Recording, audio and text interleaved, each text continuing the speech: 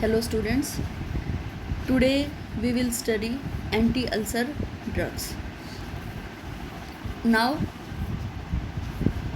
what are the most affected site of ulcers in the body is stomach and the duodenum. When ulcers are present in stomach, then this is called gastric ulcers, and when ulcers are present in duodenum, these are called duodenal ulcers. What is the basic reason behind these ulcers is basically more gastric acid secretion and the pepsin secretions. देखो body में acid की secretion ज़्यादा होने की वजह से, stomach में या डुओडेनम में ज़्यादा सिक्रीशन होने की वजह से अल्सर्स हो जाते हैं। और ये क्यों होते हैं? एक्चुअली इसी गैस्ट्रिक एसिड को कंट्रोल करने के लिए बॉडी में कुछ एग्रेसिव फैक्टर्स भी प्रेजेंट हैं, कुछ डिफेंसिव फैक्टर्स भी प्रेजेंट हैं। या आप ये बोल सकते हैं कि अल्सर्स को क्रिएट करने के लिए एग्रेसिव फैक्टर्स भी प्रेजेंट हैं, या फिर उससे बचाने के लिए डिफेंसिव फैक्टर्स भी प्रेजेंट हैं। तो जब भी बॉडी के अंदर इन दोनों के बीच में कोई इम्बैलेंस होता है, तो एग्रेसिव एंड डिफेंसिव फैक्टर्स के बीच में जब कोई इम्बैलेंस होता है, then it give rise to ulcers. तो इसमें अल्सरेशन के लिए एग्रेसिव फैक्टर्स क्या हैं? जैसे acid, pepsin, bile and the bacteria Helicobacter pylori, and defensive factors are gastric mucus, bicarbonate secretions and prostaglandins. What these gastric mucus or bicarbonate secretions do, we will study later. Actually ये जो gastric mucosa वगैरह होते हैं या जो bicarbonate secretions होते हैं, ये इस एसिड्स को न्यूट्रलाइज करने का काम करते हैं। इसके अलावा ये किस तरह काम करते हैं अभी हम पढ़ेंगे। तो बेसिकली जो गैस्ट्रिक अल्सर्स होते हैं, इनके अंदर फिर भी कंपैरेटिवली जो एसिड का सिक्रीशन होता है वो जनरली नॉर्मल होता है या लो होता है।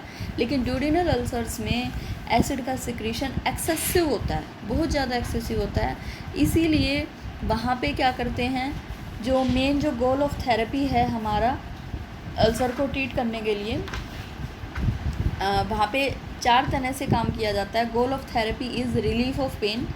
फर्स्ट तो पेशेंट को पेन से रिलीफ मिलना चाहिए, इसके साथ में अल्सर हीलिंग भी होनी चाहिए, और इसके अलावा फर्दर कोई कॉम्प्लिकेशन से भी हमने पेशेंट को प्रिवेंट करना है। फर्दर कॉम्प्लिकेशंस जैसे पेशेंट को अगर अल्सर्स की वजह से अंदर ही कोई ब्लीडिंग होने लग जाए या कोई परफोरेशंस वगैरह होने लगे, तो इस तरह की कॉम्प्लिकेशन से भी हमने पेशेंट को बचाना है। और इसके अलावा रिलैप्स, इन अल्सर्स के रिलैप्स होने के चांसेस ज़्यादा होते हैं, तो हमने उसका भी ध्यान रखना है कि पेशेंट को रिलैप्स भी ना हो। तो अब हम पढ़ते हैं कि किस तरह से गैस्ट्रिक एसिड सिक्रीशंस वगैरह स्टमक में या डुओडेनम में होता है। जो हमारा स्टमक है वो डेली कम से कम 2.5 litre of gastric juice, 2.5 litre of gastric juice जो है डेली सिक्रीट करता है, जिसमें से जो चीफ सेल्स हैं वहाँ पे प्रेजेंट वो पेप्सिनोजन सिक्रीट करती हैं, और जो पैराइटल सेल्स हैं वो HCl सिक्रीट करती हैं। और जो हमारा गैस्ट्रिक एसिड सिक्रीशन है वो 3 पाथवेज के थ्रू रेगुलेट होता है, जिसके अंदर की वेगस या एसिटाइलकोलिन, गैस्ट्रिन एंड हिस्टामाइन, इन तीनों के रिलीज से गैस्ट्रिक एसिड सिक्रीशन जो है रेगुलेट होता है। अब ये तीनों के तीनों फैक्टर्स क्या काम करते हैं स्टमक के अंदर, या गैस्ट्रिक जो ट्रैक है उसमें किस तरह काम करते हैं? ये एक्चुअली वहाँ पर हाइड्रोजन पोटाशियम एटीपेज पंप, इस पंप को एक्टिवेट करने का काम करते हैं। इसको हम प्रोटोन पंप भी बोलते हैं, हाइड्रोजन पोटाशियम एटीपेज पंप या proton pump in parietal cells. तो इस पंप के एक्टिवेट होने से क्या होता है, जो गैस्ट्रिक ल्यूमेन है वहाँ पे प्रोटॉन्स का सिक्रीशन बढ़ जाता है, H पॉजिटिव आयंस का सिक्रीशन बढ़ जाता है, और वहाँ पे ही गैस्ट्रिक ल्यूमेन में जो क्लोराइड आयंस प्रेजेंट होते हैं उनसे हमारे जो प्रोटॉन्स हैं वो कंबाइन करते हैं और HCl की फॉर्मेशन जो है होने लगती है। एक तो इस तरह से काम होता है। इसके अलावा अब ये जो एसिटाइलकोलिन या गैस्ट्रिन है पैराइटल सेल्स पर डायरेक्टली काम करते हैं, और कुछ एंटीरोक्रोमाफिन सेल्स के थ्रू इनडायरेक्टली काम लेते हैं। ठीक है, तो ये एंटीरोक्रोमाफिन सेल्स क्या करती हैं, ये हिस्टामाइन को रिलीज़ करने का काम करती हैं। हिस्टामाइन के सिक्रेशंस होने से भी जो हिस्टामाइंस हैं वो इनडायरेक्टली भी स्टमक के अंदर एसिड का सिक्रेशन बढ़ाने का काम करती हैं। अब एक तरीका तो ये हो गया कि हाइड्रोजन पोटेशियम एटीपीज जो पंप है वहाँ पे डायरेक्टली एक्टिवेशन हो रहा है पैराइटल सेल्स पर और पोटेशियम आयंस का रिलीज़ हो रहा है, या फिर जो हिस्टामाइंस वगैरह हैं वो रिसेप्टर्स के थ्रू काम कर रहे हैं। जो एस्टामाइन है वो एस2 रिसेप्टर्स के थ्रू काम कर रहा है। ये मैंने तुमको एंटी हिस्टामाइंस में पढ़ाया था कि जो एस2 रिसेप्टर्स होते हैं वो गैस्ट्रिक एसिड सिक्रेशन का काम करते हैं। इसके अलावा जो एसिटाइलकोलिन है वो मस्करिनिक रिसेप्टर्स के थ्रू काम करते हैं और जो गैस्ट्रिन है वो जी रिसेप्टर्स के थ्रू काम करते हैं और इनडायरेक्टली HCl के सिक्रेशन को स्टमक में बढ़ाने का काम करते हैं। तो जब स्टमक में या डुओडेनम में इस HCl के सिक्रेशन बहुत ज़्यादा होने लगती है तो अल्सर की फॉर्मेशन होनी शुरू होती है। फिर ऐसी कंडीशन आने के बाद हम लोग जो है पेशेंट को एंटी अल्सर ड्रग्स को हम यूज़ करते हैं। किस तरह से कि पेशेंट को वहाँ पे हमने बेसिकली अल्सर हीलिंग करानी है। वो जो गैस्ट्रिक एसिड का जो ज़्यादा सिक्रेशन हो रहा है वहाँ पे HCl का सिक्रेशन ज़्यादा हो रहा है, वो अल्सर को जो है कोज करने का काम करता है वहाँ पे। What is ulcer? अल्सर क्या होता है? जो स्किन की जो लेयर्स हैं वो डिसकंटिन्यू हो जाती हैं वहाँ पे, ठीक है। जो म्यूकस मेम्ब्रेन है वो इस एक्सेसिव अल्सर सिक्रेशंस की वजह से उनमें डिसकंटिन्यूएशन हो जाता है और अल्सर की फॉर्मेशन होती है।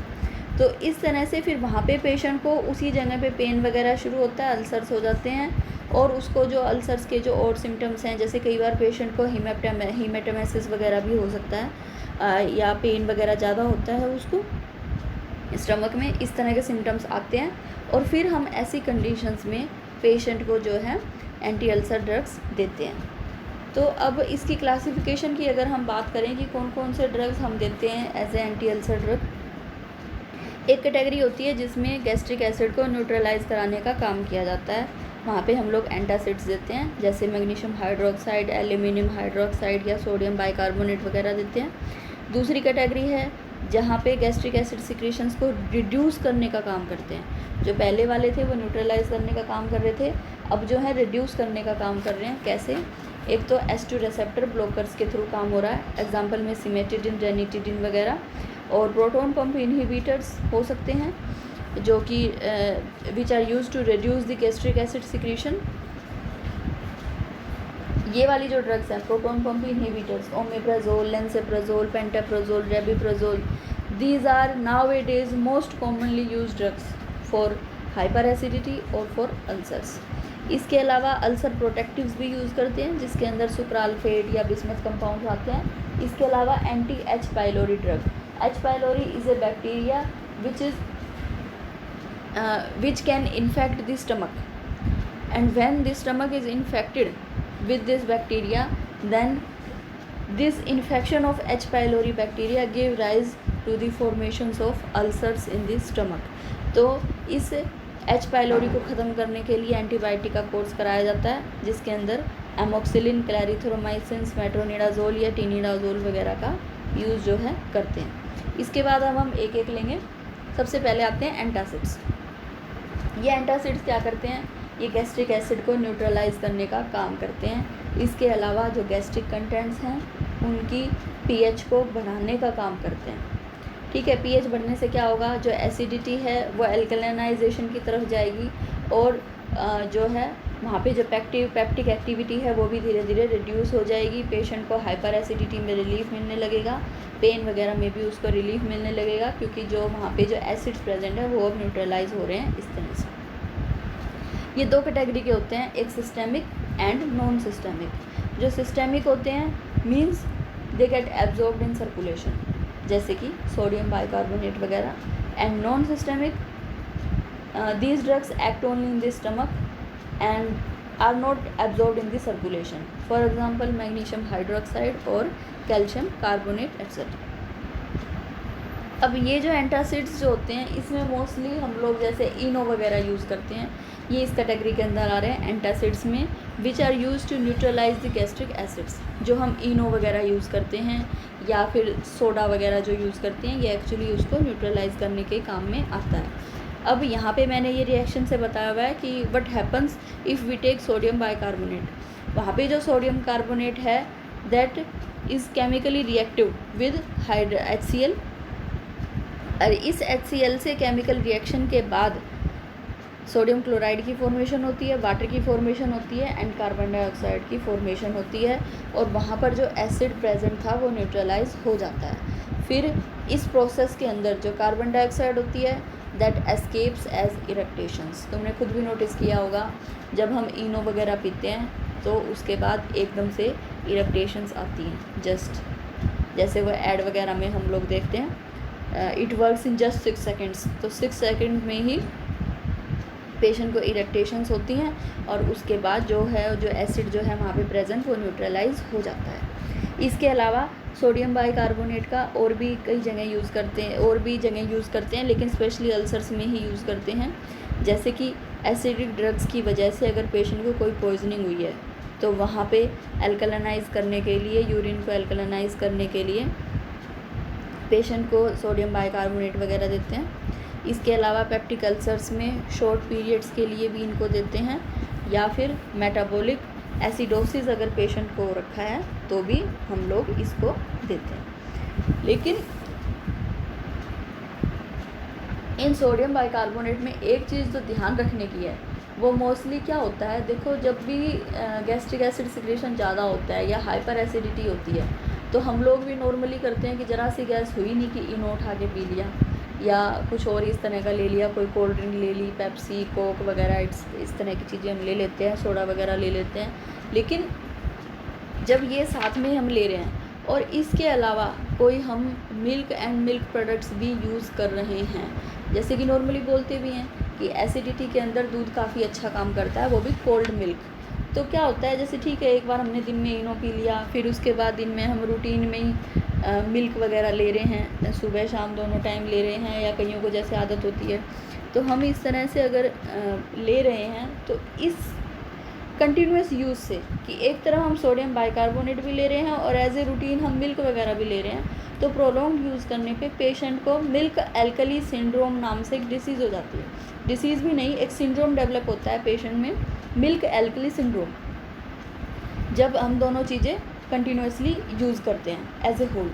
तो उस मिल्क एल्कली सिंड्रोम में क्या कंडीशन हो जाती है, पेशेंट के अंदर क्या होता है, वहाँ पे पेशेंट को हाइपर कैल्सीमिया, कैल्शियम का लेवल उस पेशेंट के अंदर ज़्यादा बढ़ना शुरू होता है, हाइपर कैल्सीमिया हो जाता है।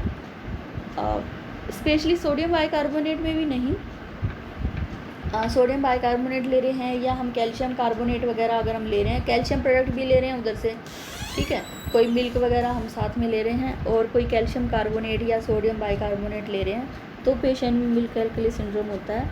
ऐसी कंडीशंस में पेशेंट में क्या होगा, हाइपर कैल्सीमिया हो जाएगा। इसके अलावा रीनल डिसफंक्शन या मेटाबॉलिक एल्कलोसिस, इस 3-4 तरह के जब सिम्टम्स होते हैं तो पेशेंट को बोलते हैं मिल्क एल्कली सिंड्रोम हो गया है उसको।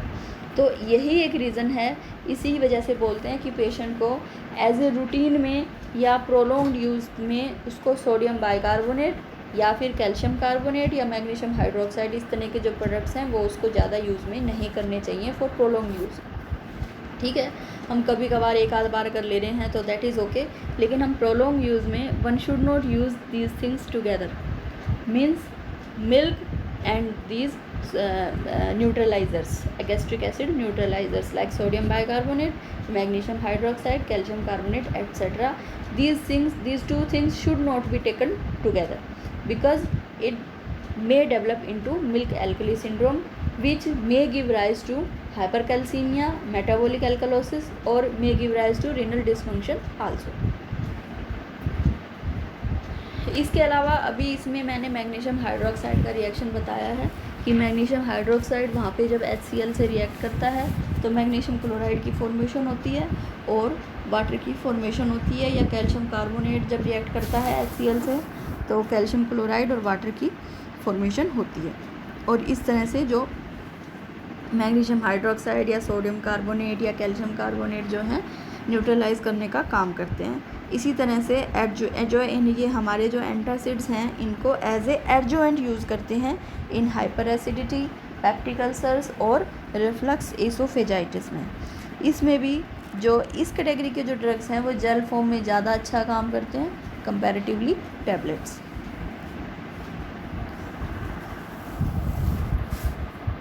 इसके बाद नेक्स्ट कैटेगरी आती है H2 रिसेप्टर ब्लॉकर्स।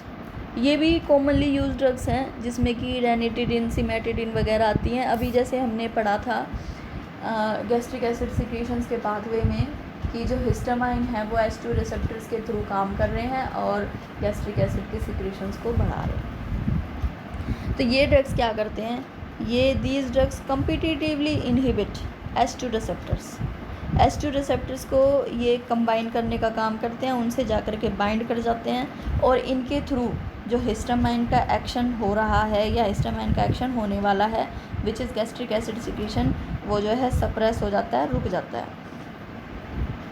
और इस गैस्ट्रिक एसिड के सिक्रीशन के कम हो जाने से पेशेंट में वॉल्यूम एंड एसिडिटी, जो बेसल गैस्ट्रिक एसिड का वॉल्यूम है या नॉक्टर्नल गैस्ट्रिक एसिड का वॉल्यूम है या फूड इंड्यूस्ड कोई सिक्रीशन वगैरह है, कम से कम 60 to 70% तक जो है रिड्यूस हो जाते हैं फॉर अप टू 12 आवर्स। और ये वाली जो ड्रग्स हैं ये लीवर में मेटाबोलाइज हो जाती हैं, excreted by the kidney. Safer drugs हैं लेकिन प्लेसेंटा वगैरह को क्रॉस कर जाती हैं, तो they should be avoided in pregnancy and lactation. जो इसका नॉर्मल डोज है सिमेटिडिन 200 मिलीग्राम QID देते हैं, मीन्स 4 टाइम्स ए डे देते हैं। रेनिटिडिन 150 मिलीग्राम BD देंगे एंड फेमोटिडिन 20 मिलीग्राम BD देंगे। इसके बाद आते हैं proton pump inhibitors. Proton pump inhibitors में क्या है, जैसे अभी हमने वहाँ पे बात की थी कि वो जो 3 पाथवे थे एसिटाइल कोलिन, हिस्टामाइंस या फिर हमारे जो ये हैं गैस्ट्रिन, ये तीनों क्या करते हैं, these 3 activate the hydrogen potassium ATPs pump. ठीक है, तो यहाँ पे ये पंप कैसे एक्टिवेट होता है, वहीं पे हाइड्रोजन पोटाशियम ATPs एंजाइम होता है जो कि एक्टिवेट होता है। उस एंजाइम के एक्टिवेट होने की वजह से प्रोटॉन पंप काम करना शुरू करता है और उस प्रोटॉन पंप के काम करने से प्रोटॉन्स जो हैं गैस्ट्रिक ल्यूमेन के अंदर रिलीज़ होते हैं, वहाँ पे जाके वो क्लोराइड आयंस के साथ कंबाइन करते हैं और HCl की फॉर्मेशन हो जाती है। तो अब ये हमारी जो ड्रग्स हैं, जो हमने प्रोटॉन पंप इनहिबिटर जो हमने यूज़ किए, इनमें क्या होता है कि ये क्या करते हैं, शुरुआत में ये जो ड्रग्स होते हैं these are pro drugs, means non active drugs, लेकिन जब बायो ट्रांसफॉर्मेशन होती है then they get activated to sulfonamide. Sulfonamide में ये चेंज हो जाते हैं। फिर ये जो सल्फोनामाइड्स होते हैं ये इस ATPs एंजाइम के साथ बाइंड करते हैं और हाइड्रोजन पोटाशियम ATPs जो पंप है उसको इनहिबिट कर देते हैं और उसके इनहिबिट होने की वजह से कोई प्रोटॉन पंप जो प्रोटॉन आयंस है वो रिलीज़ नहीं होंगे, प्रोटॉन्स रिलीज़ नहीं होंगे, वो रिलीज़ नहीं होंगे तो क्लोराइड आयंस के साथ कोई कॉम्बिनेशन नहीं होगा और HCl की फॉर्मेशन भी नहीं होगी। तो इसका मतलब अल्टीमेटली जो गैस्ट्रिक सिक्रीशंस हैं वो भी कम हो जाएंगे। तो ये जो ड्रग्स होती हैं हाईली प्रोटीन बाउंड होती हैं और मोस्टली माइक्रोजोमल एंजाइम से जो है मेटाबोलाइज हो जाते हैं, फर्स्ट पास मेटाबॉलिज्म में भी जाते हैं ये। और लेकिन इन ड्रग्स को बिफोर फूड लेना चाहिए 1 आवर और मैक्सिमम एफिकेसी के लिए कम से कम 5 डेज़ तक इसका जो है रेजिमेन पेशेंट को नॉर्मली लेना चाहिए। और ये वाली जो कैटेगरी की ड्रग्स हैं ये ग्रैन्यूल्स फॉर्म में मोस्टली आती हैं या एंटीरिकोटेड फॉर्म में आती हैं। क्यों? जिससे इसके लिए बचाने के लिए कि जो गैस्ट्रिक जो स्टमक के अंदर जो एसिड प्रेजेंट है वो इसको न्यूट्रलाइज करने का काम ना करे या इनको डिग्रेडेशन करने का काम ना करे, इसलिए इनको ग्रैन्यूल्स फॉर्म में या एंटीरिकोटेड फॉर्म में बनाते हैं। एडवर्स इफेक्ट की अगर बात करें तो ये कंपैरेटिवली सेफ़र ड्रग्स हैं, लेकिन इनके कुछ नुकसान भी हैं। इनके ज़्यादा यूज़ करने की वजह से पेशेंट में विटामिन B12 डिफिशेंसी हो सकती है। इसके अलावा बहुत लंबे टाइम तक अगर इन्हें यूज़ करते रहें तो जो नॉर्मली हमारे जो स्टमक में जब एसिड का सिक्रीशन हो रहा होता है तो इस एसिड की सिक्रेशन की वजह से normally this acid is required for the absorption of magnesium, calcium and iron. Magnesium, calcium और आयरन की एब्जॉर्प्शन के लिए ज़रूरी होता है। लेकिन अगर इन ड्रग्स को कंटिन्यूसली यूज़ करते रहें तो एसिड का जो अमाउंट है वो धीरे धीरे कम होने लगेगा। तो अब ये जब कम होने लगेगा तो प्रोलॉन्ग यूज़ करने पे पेशेंट में गो इन ऑस्टियोपोरोसिस। क्यों? क्योंकि मैग्नीशियम, कैल्शियम और आयरन इनका एब्जॉर्प्शन प्रॉपरली नहीं हो रहा है। बॉडी के अंदर इन तीनों चीज़ों की डिफिशिएंसी होने लगेगी। जब इनकी डिफिशिएंसी होगी तो पेशेंट में गो इन ऑस्टियोपोरोसिस। इसके अलावा इस एसिड सिक्रीशन के सप्रेस होने की वजह से स्टमक के अंदर जो गैस्ट्रोइंटेस्टिनल ट्रैक्ट है वहाँ पे बैक्टीरिया का ओवरग्रोथ भी हो सकता है और जीआई इन्फेक्शन भी हो सकता है। अब दोनों तरह के बैक्टीरिया हो सकते हैं स्टमक के अंदर। बेनिफिशियल बैक्टीरिया भी होते हैं, कुछ हार्मफुल बैक्टीरिया भी होते हैं। तो जब हम ज़्यादा एसिड सप्रेसिव ड्रग्स का हम यूज़ करते रहेंगे तो वहाँ पे जो हार्मफुल बैक्टीरिया हैं उनकी ओवरग्रोथ ज़्यादा होने लगेगी। तो चांसेस हैं पेशेंट के अंदर कि उसको जीआई इन्फेक्शन ज़्यादा होने लगे। तो ये इनके एडवर्स इफ़ेक्ट हैं। तो इसलिए बोलते हैं कि इनको भी ज़्यादा जो है प्रोलॉन्ग्ड यूज़ के लिए इन ड्रग्स को भी यूज़ में नहीं लेते हैं। लेकिन जो इस कैटेगरी के जो ड्रग्स हैं ओमेप्राजोल, लेंसेप्राजोल, पेंटाप्राजोल, ये आज के टाइम में मोस्टली यूज ड्रग्स हैं to treat hyper acidity and to prevent hyper acidity, reflex oesophagitis, ulcers etcetera. इनकी जो नॉर्मल डोज है like omeprazole 20 to 40 mg/d, lansoprazole 15 to 30 mg/d, pantoprazole 40 mg/d, rabeprazole 20 mg/d and esomeprazole 20 to 40 mg/d। अब इसी में ही अगली category आती है sucralfate. अब ये सुक्राल्फेट क्या है? These are salts of sucrose and sulphated aluminium hydroxide. इन दोनों के कॉम्बिनेशन प्रोडक्ट है ये। अब ये सुक्राल्फेट क्या करते हैं? This sucralfate polymerises to form a sticky viscid gel. ये सुक्राल्फेट स्टिकी विसिड जेल की फॉर्मेशन करते हैं और ये जो जेल होता है ये एसिडिक मीडियम में अल्सर्स बेस से जाके स्टिक हो जाता है। क्योंकि ये स्टिकी होता है तो अल्सर्स के बेस पे जाके स्टिक हो जाएगा और ख़ुद ये नेगेटिवली चार्ज होते हैं। तो ये जो नेगेटिवली चार्ज सुक्राल्फेट है ये अल्सर्स में जो प्रोटीन्स प्रेजेंट है विच आर पॉजिटिवली चार्ज उनकी तरफ जाके अट्रैक्ट होता है और फिर इस अट्रैक्शन के इफ़ेक्ट की वजह से एक फ़िज़िकल बैरियर अपने आप ही बन जाता है उस अल्सर बेस के ऊपर, जो कि नॉर्मल स्किन का और अल्सर्स के बीच में जो कांटेक्ट हो रहा है उसको रोकने का काम करता है एसिड और पेप्सिन से। और इसकी वजह से अल्सर जो है नॉर्मली वहाँ पे जो स्किन के ऊपर जो अल्सर्स प्रेजेंट हो रखे थे इतने टाइम में उसको प्रोटेक्शन, अल्सर की प्रोटेक्शन हो जाती है, यानी कि अब और ज़्यादा फर्दर जो है एसिड से डिग्रेडेशन नहीं होती है। तो इस टाइम पीरियड के अंदर अल्सर को हील करने का भी टाइम मिल जाता है। तो सुक्राल्फेट मोस्टली 6 आवर्स तक वहीं पर रहते हैं। मतलब कि बेसिकली क्या है, जो अल्सर्स के ऊपर एक कोटिंग सी बना देते हैं ये जो अल्सर प्रोटेक्टिव्स होते हैं। तो इसकी वजह से क्या होता है, प्रोटेक्टिव बनने की वजह से अब एक तो स्टमक के अंदर एसिड का सिक्रीशन हो रहा है और वहाँ पे अल्सर्स भी प्रेजेंट है। तो लगातार अल्सर की जो स्किन है, अल्सर वाली जो स्किन है वो एसिड के कांटेक्ट में आ रही है तो उसकी फर्दर डिग्रेडेशन ज़्यादा चले जा रही है। तो जब हम अल्सर प्रोटेक्टिव्स लेते हैं तो स्किन के ऊपर एक प्रोटेक्टिव लेयर की डेवलपमेंट हो जाती है जिसकी वजह से अल्सर का कांटेक्ट जो है एसिड और पेप्सिन की वजह से वो रुक जाता है। और इस टाइम पीरियड में अल्सर जो हैं एक तरह से अल्सर की प्रोटेक्शन भी हो जाती है और उस टाइम में अल्सर जो है खुद को हील करने का काम भी कर लेता है। लेकिन जो ये सुक्राल्फेट वगैरह होते हैं ये एब्जॉर्ब नहीं होते हैं और ये फीसिस के अंदर एक्सक्रीट हो जाते हैं। वेल टॉलरेटेड ड्रग हैं और मोस्टली इनको स्ट्रेस इंड्यूस्ड अल्सर्स की प्रिवेंशन के लिए यूज़ में लेते हैं, या जो क्रिटिकल इल पेशेंट्स हैं उनमें ब्लीडिंग वगैरह में भी अगर हो रही हो पेशेंट को तो वहाँ पे भी सुक्राल्फेट वगैरह का यूज़ करते हैं। और इसकी जो नॉर्मल डोज है वो भी कम से कम, इसका जो टोटल रेजिमेंट चलता है वो 4 to 8 वीक्स तक चलता है और बिफ़ोर मील इनको लेना पड़ता है कम से कम 1 ग्राम 1 आवर बिफ़ोर ईच मील। 1 ग्राम की डोज में खाना खाने से 1 घंटा पहले इनको लेते हैं। इसके अलावा जो दूसरी कैटेगरी है इसी में ही वो बिस्मथ साल्ट्स की है। ये भी वैसे ही काम करते हैं, जो अल्सर बेस में जो प्रोटीन्स प्रेजेंट है उनको चिलेट करने का काम करते हैं और एक प्रोटेक्टिव कोटिंग बना देते हैं गैस्ट्रिक म्यूकोसा के ऊपर। और ये भी अल्सर हीलिंग को प्रमोट करने का काम करते हैं इन 4 to 8 वीक्स।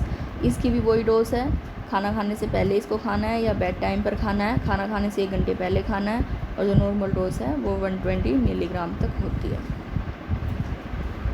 इसके बाद आते हैं एंटी एच पाइलोरी ड्रग्स। तो अभी जैसे मैंने तुमको पहले ही बताया था कि जो एंटी एच पाइलोरी ड्रग्स होते हैं मीन्स स्टमक के अंदर अगर हेलियोबैक्टीरिया पाइलोरी बैक्टीरिया का अगर इन्फेक्शन हो जाता है तो ये बैक्टीरिया के इन्फेक्शन से फर्दर जो गैस्ट्रोड्यूरिनल डिसीज़ होती हैं वो प्रमोट होती हैं।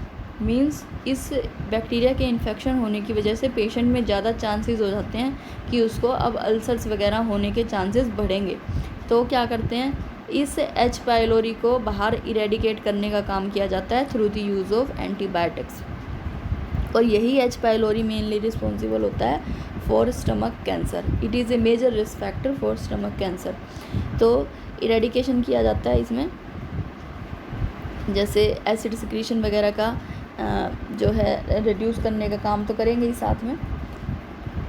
तो यहाँ पे दोनों के दोनों काम किए जाते हैं, एंटीबायोटिक्स भी यूज़ किया जाता है और साथ में अल्सर को हील करने वाली ड्रग्स भी यूज़ की जाती हैं। इसके अलावा इन दोनों चीज़ों से क्या होता है, रिलैप्स रेट भी कम होता है, बैक्टीरिया की इरेडिकेशन भी हो जाती है और पेप्टिक अल्सर्स की हीलिंग भी होती है। और ये नॉर्मल रेजिमेन है जो कि एच पाइलोरी इन्फेक्शन में पेशेंट को देना होता है, जैसे कि एमोक्सिलिन 1000 मिलीग्राम बीडी देंगे, साथ में टिनिडाजोल 500 मिलीग्राम बीडी देंगे और lansoprazole which is a proton pump inhibitor is to be given to the patient in a dose of 30 milligram BD for 1 week. या फिर पेशेंट को क्लैरिथ्रोमाइसिन 250 mg बीडी दे सकते हैं विद मेट्रोनिडाजोल 400 mg बीडी दे सकते हैं, या ओमिप्राजोल 20 mg बीडी दे सकते हैं। और इसके अलावा ये मतलब कि जो यहाँ पे जो मैंने 3-4 पॉइंट जो बताए हैं वो एक पर्पज़ है बताने का सिर्फ कि इनमें से कोई भी एक ट्रीटमेंट पेशेंट में यूज़ किया जा सकता है for the eradication of H pylori drugs and to treat the peptic ulcers. तो इसमें कुछ भी इसमें से कोई भी रेजिमेन यूज़ कर सकते हैं। एक और रेजिमेन ये है कि एमोक्सिलिन 750 मिलीग्राम बीडी यूज़ कर सकते हैं, क्लैरिथ्रोमाइसिन 250 मिलीग्राम बीडी यूज़ कर सकते हैं एंड लेंसेप्रोजोल 30 मिलीग्राम बीडी यूज़ कर सकते हैं फॉर 2 वीक्स। ठीक है, तो इस तरह से हमारे जो एंटी अल्सर ड्रग्स हैं वो ख़त्म होते हैं। अब इसके बाद हम अगर आयुर्वेद ड्रग्स की बात करें तो आयुर्वेद ड्रग्स में एंटी अल्सर्स में हम लोग anti ulcer is actually hyper acidity conditions में, यानी कि हमारे आयुर्वेद में अम्लपित्त डिसीज़ हो जाने पर, अम्लपित्त की कंडीशन हो जाने पर हम आयुर्वेद हर्ब्स में क्या दे सकते हैं, वहाँ पे हम उधर यष्टि मधु यूज़ कर सकते हैं ऐसी कंडीशंस में, या विल्व यूज़ कर सकते हैं, या फिर बनाना फ्रूट केला यूज़ कर सकते हैं। इसके अलावा घृत कुमारी यूज़ कर सकते हैं, आम्र यूज़ कर सकते हैं as a single Ayurveda drugs to be used on amlapitta रोग। इसके अलावा अगर हम रस की बात करें तो अम्लपित्त में आयुर्वेद में देने के लिए रस भी बहुत सारे हैं, जैसे कि हम कामदुदा रस यूज़ कर सकते हैं, प्रवाल पिष्टी यूज़ कर सकते हैं, प्रवाल पंचामृत रस यूज़ कर सकते हैं, या फिर सूत शेखर रस यूज़ कर सकते हैं। इस तरह से काफ़ी सारे ड्रग्स हैं जो कि अम्लपित्त में या हाइपर एसिडिटी कंडीशंस में या as a anti ulcer drug जो है आयुर्वेद में भी यूज़ किए जा सकते हैं। जब एक्सेसिव गैस्ट्रिक एसिड सिक्रीशंस हो रहे हों तब हम ऐसी कंडीशंस में यूज़ कर सकते हैं। इसके अलावा जो मोस्ट फेमस प्रिपरेशन जो है इसमें देने के लिए एविपत्तिकर चूर्ण भी अम्लपित्त में दिया जा सकता है। ठीक है, तो इस तरह से आज हमने एंटी अल्सर ड्रग्स की बात करी। उसमें एलोपैथिक एक्सपेक्ट्स भी बताए कि हमने कौन से ड्रग्स यूज़ कर सकते हैं। इसके अलावा आयुर्वेद में भी जो कॉमनली यूज़ आयुर्वेद हर्ब्स हैं या फिर जो रस औषधि प्रिपरेशंस हैं वो भी हम अम्लपित्त में यूज़ कर सकते हैं और इनका काफ़ी अच्छा रिज़ल्ट भी मिलता है आयुर्वेद में।